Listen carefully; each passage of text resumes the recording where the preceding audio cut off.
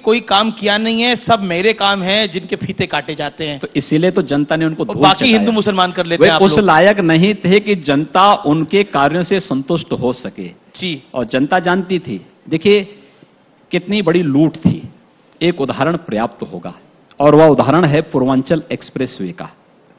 मैं समझता हूं न्यूज 18 के सभी दर्शकों को ये बड़ी सारी हेडलाइन दे रहे हैं चाहिए। पूर्वांचल एक्सप्रेसवे का बिड्स दिसंबर 16 में इन्होंने निकाल दी थी और निकालने के बाद उस समय टेंडर अवार्ड हो चुके थे, सब कुछ इन्होंने कर दिया था। जी। मैं मार्च 17 में मुझे मुख्यमंत्री का दायित्व दिया गया। मई में मैंने एक बार रिव्यू किया। एक परियोजना का मैं कर रहा था, तो मैंने पूर्वांचल एक्सप्रेसवे के बारे में पूछा कि प्रोग्रेस क्या है, तो मुझे बताया गया 0। तो मैं तुरंत चौंकना हुआ। मैंने कहा 5 महीने के बाद 0 कैसे? उन्होंने कहा जो लैंड ही नहीं है तो प्रोग्रेस कहां होगी? तो मैंने कहा बिना लैंड के टेंडर कैसे हुए, कैसे प्रक्रिया आगे बढ़ी? क्योंकि इलीगल है भाई। आप जब तक 80% लैंड आपके पास नहीं होगी, इतने बड़े प्रोजेक्ट को आप आगे बढ़ा ही नहीं सकते। तो मैंने निरस्त किया। मैंने पूछा कितने का, मैंने फिर आदेश किया यूपीडा को कि भाई आप लैंड एक्विजिशन की कार्रवाई करिए, लैंड खरीदिए पहले, हम बनाएंगे पूर्वांचल एक्सप्रेसवे। देखिए वही 340 किलोमीटर पूर्वांचल एक्सप्रेसवे जो समाजवादी पार्टी की सरकार के समय बन रही थी, उनके हमारे समय में 340 किलोमीटर लंबी बन रही है। जी। उनके समय में 110 मीटर चौड़ी बन रही थी, हमारे समय में 120 मीटर चौड़ी हम लोग उसको बना रहे हैं। और उनके समय में पूर्वांचल एक्सप्रेसवे की कीमत थी 15,200 करोड़ रुपए की। हमने जब लैंड खरीदी, 96% लैंड खरीदने के बाद पूरी प्रक्रिया को फिर से आगे बढ़ाया, तो पहले वही ठीक वही अंक आया 15,200 करोड़ रुपए। तो मुझे लगा, मैंने कहा ये कैसे आ गया भाई? हम 18 में कर रहे थे, तो मैंने कहा ये 1.5 साल के बाद उतने में ही कैसे?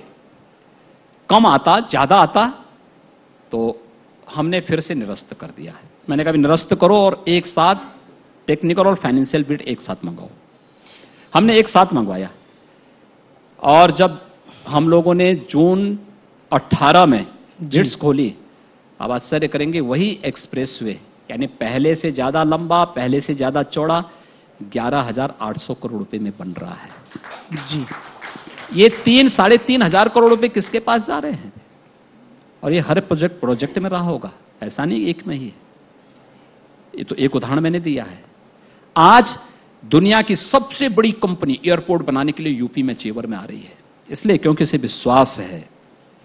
विश्वास इस बात का कि उन्हें कार्य करने का पूरा अवसर मिलेगा।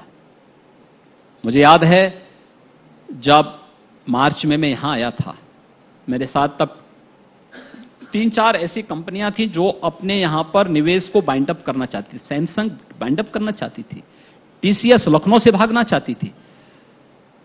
और मुझे 1 महीना हुआ था, मैं परेशान था इस बात को लेकर, भाई क्या मैसेज जाएगा।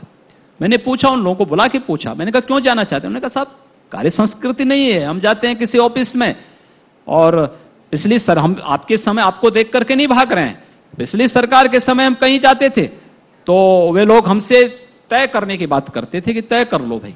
जी। तो हमने कहा भाई ये क्या तय कर लो? उन्होंने कहा साहब ये तो हमारी समझ में नहीं आता था और कैसे हम करें? पुराने नेता हैं, आप तो समझ गए क्या तय करने की बात हो रही है। इसके बाद जी मैंने अपने सामने बात कही। मैंने अपने औद्योगिक विकास मंत्री को बुलाया। मैंने कहा भी देखो इनके मामले क्या, आप अपने विभाग के साथ बैठो, 1 सप्ताह के अंदर पूरा तैयार करके मेरे सामने एमओयू आगे बढ़ाओ, इसको सारी चीजें क्लियर हैं तो इसको आगे बढ़ाने में क्या दिक्कत आ रही है? उन्होंने कहा कुछ नहीं। 1 सप्ताह के अंदर सारी कार्रवाई आगे बढ़ी। आज सैमसंग सबसे बड़ा भारत का निवेश नोएडा में किया है। टीसीएस न केवल लखनऊ में आज सुरक्षित है, वह नोएडा, ग्रेटर नोएडा में भी बड़ा निवेश किया है, कर भी रहा है। ये एक नया सुधार, एक नई दिशा में एक नया चेंज देखने को मिला। आज लोगों में जो विश्वास है उसका प्रतीक है। उन्हें मालूम है कि जो कार्य होगा वह ट्रांसपेरेंट तरीके से होगा। आज हर व्यक्ति आना चाहता है। आज जितने भी लोग एक्सप्रेसवे में काम करने के लिए आ रहे हैं या बड़े बड़े प्रोजेक्ट में आ रहे हैं जी, वे इस विश्वास के साथ आ रहे हैं कि नहीं, अब उत्तर प्रदेश में जो होगा उन्हें पूरा अवसर मिलेगा और कहीं भी उनके साथ कोई चीटिंग नहीं हो सकती किसी भी स्टेज में, क्योंकि हमने ज्यादातर कार्यों को जी तो ऑनलाइन कर दिया है और निवेश मित्र पोर्टल के माध्यम से सारी प्रक्रिया को बहुत सरलीकरण करके उसको बहुत तेजी के साथ आगे बढ़ाया है। ये जो परिवर्तन हुआ है, ये परिवर्तन स्वाभाविक रूप से पिछली सरकारों में और आज की सरकार के अंतर को स्पष्ट कर देता है। अब इसके बाद भी कोई ये कहे कि पूर्वांचल एक्सप्रेसवे को हम लोगों ने बनाया था, तो उनका यही था जो मैंने आपको बताया है। वो 15,200 करोड़ रुपए में बना रहे थे, लैंड जीरो थी, आपने तो और हमने लैंड भी ली और 11,800 करोड़ रुपए में उसी प्रोजेक्ट को हम आज बना रहे हैं।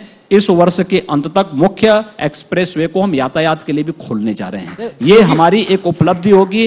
बुंदेलखंड एक्सप्रेसवे का शिलान्यास इस महीने के अंत में, अगले महीने तक हम लोग करवा लेंगे। गंगा एक्सप्रेसवे का सर्वे हमारा चल रहा है। हमारा प्रयास होगा इस वर्ष के अंत तक हम गंगा एक्सप्रेसवे को भी इसके साथ उसका भी शिलान्यास करके कार्य प्रारंभ कर देंगे। ये सारी प्रक्रियाएं तेजी के साथ आगे बढ़ी हैं और हर एक फील्ड में हमने बेहतर करने का प्रयास किया है और अच्छा किया है। ये विश्वास हमारे साथ में है और ये इसलिए किया है क्योंकि बेहतर कानून व्यवस्था और प्रशासन की बेहतर व्यवस्था आज जनता को दिखती है। सर